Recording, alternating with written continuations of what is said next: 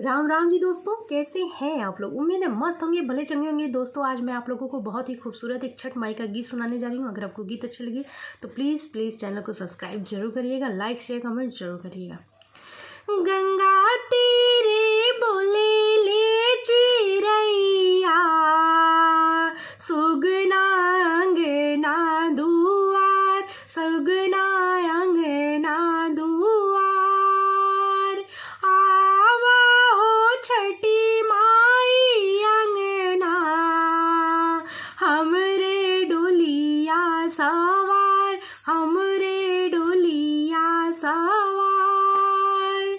छठी माई के बाजे लागे गीतिया, गूंजे धरती आकाश, गूंजे धरती आकाश। दर्शन के तरसे नजरिया, झूठे सगरी नगर, झूठे सगरी नगर। दर्शन के खड़े रे नागरिया, मैया के छुएला चरण, मैया के छुएला चरण। सब खड़े गंगा के बिचवा, आपने अचरा पसार, आपने अचरा पसार।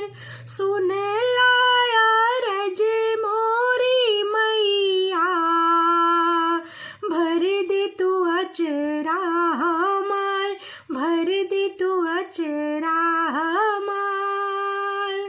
निर्धन जे मांगेला धनवा, हम मांगे गोदी में लालन, हम मांगे गोदी में लालन।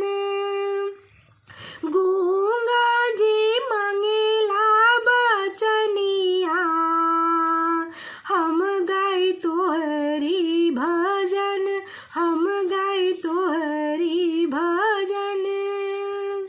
अन्हरा जी मांगेले नजरिया, हम मांगी तोहरी दरस, हम मांगी तोहरी दरस।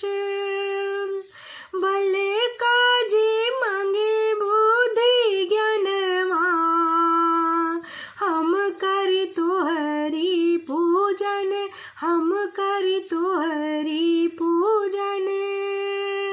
गंगा तेरे बोले ले चिरैया, सुगना अंगना दुआर, सुगना अंगना दुआर। प्रणाम दोस्तों।